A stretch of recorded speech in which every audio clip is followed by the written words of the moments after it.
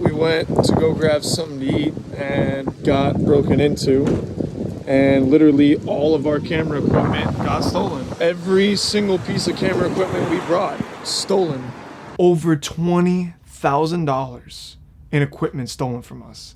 And on top of that, we had to shoot the next day for a client at 8 a.m.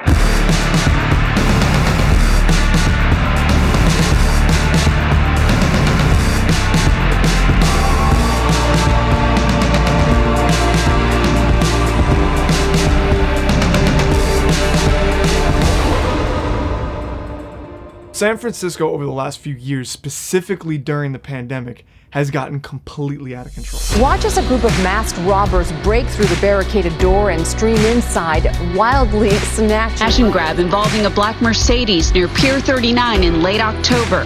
The victim, who was visiting, stealing 2 bags. The thief then goes back for more. After we got robbed, we spoke to several different groups of locals that have told us how bad San Francisco has gotten. One of which was a cop that told us there's not nearly enough law enforcement to handle the amount of crime that's happening. Other locals were telling us how people wouldn't even get jobs anymore. They stopped getting jobs, they would collect unemployment, and a lot of people would just steal and make more money stealing and collecting unemployment than they would actually having a real job. And to make matters worse, nobody is stopping the theft. The government just accepted it, and they're just having signs outside that say, please do not leave anything in your car, it will get stolen. I can't even believe that this is the reality of San Francisco. When I thought of San Francisco, I thought something a little bit more along the lines of like, everywhere you look, there's a heart, a hand to hold on. Yeah, no, definitely not that. Through the years, I've had so many crazy experiences that I think young and up-and-coming filmmakers could learn from, but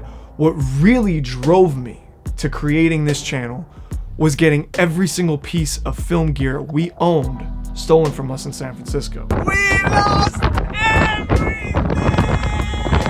Yep, we lost everything. I was completely shocked, devastated. I had no idea what the hell I was gonna do. And it took me a minute or two to remember that in less than 24 hours, we had a shoot scheduled for our client and we had 0 film equipment. I'm not even sure how I feel right now.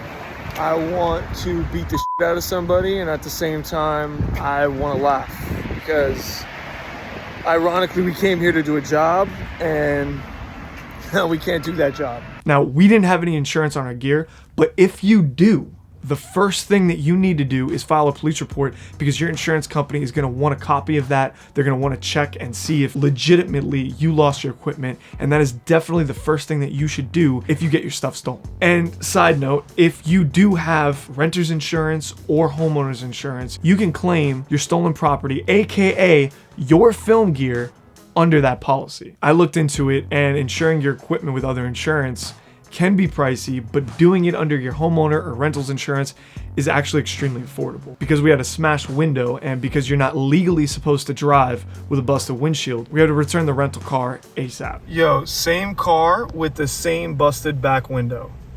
Same car with the same busted back window. We ended up getting a new car, but we had one major issue, and that was no camera equipment. So luckily, a company that I've been using for years is actually based out of San Francisco. It's a company called Borrow Lenses. Let me just tell you guys this, they're not sponsoring this video. They're just an awesome company with great prices, great people that work for them. And I called them up, I got on the phone, and they stayed on the phone with me for a minute trying to help me figure out everything that I needed for the shoot. And they even stayed open an extra 20 minutes so we can make it there on time. We're on our way before the job even starts to go get this camera rental.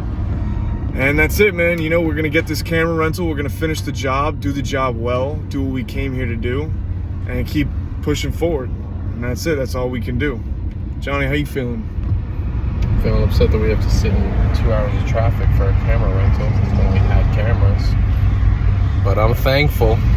We got all the equipment that we needed, and we got back in the car, went right back to the hotel room, obviously left nothing in the car. That's how you know we've learned our lesson. What? That cart full of our fucking gear. Hell yeah.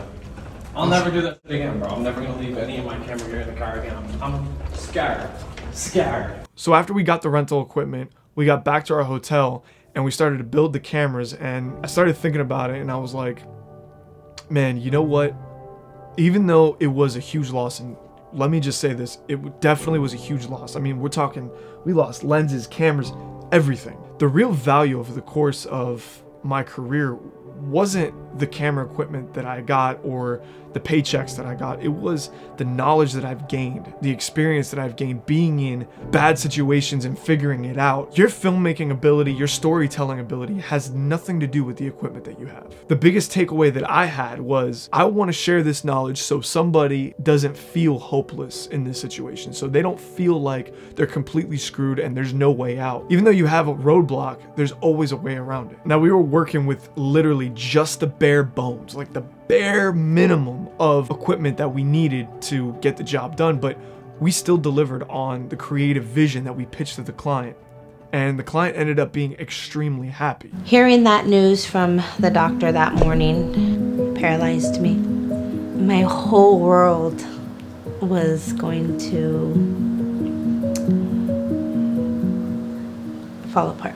We had 2 cameras, 2 tripods, 2 lenses, 1 microphone, and 1 light. You don't need all this gear to be a great storyteller. Focus on what you can control, and what you can control is telling a great story. So after we got done with everything and we finished the shoot, our girlfriends met us in San Francisco, and our plan originally was to go take a drive to Yosemite, and that's exactly what we did. I have to be honest, it definitely was a bittersweet feeling because while I was traveling with people that I loved, while, you know, we were in a beautiful place having a great time, I knew in the back of my mind I had to figure out how the hell I was going to solve this issue of not having any film equipment.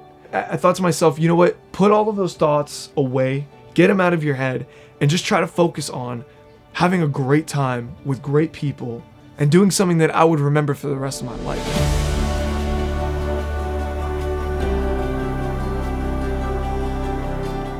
Climbing up this trail right now with the whole crew.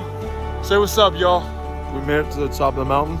Food of choice, graham crackers, 100%. Me and my boy made it out here to this tree trunk. Johnny, say what's up, man. What up, yo?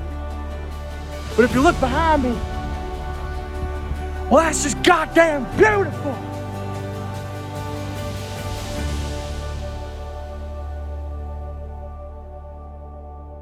So I hope you guys took something away from this. I hope you learned something, or at the very least had a few laughs along the way. I would greatly appreciate your support. Smash that like button and subscribe to the channel if you want to learn more about documentary filmmaking. And I'm going to catch you guys in the next video.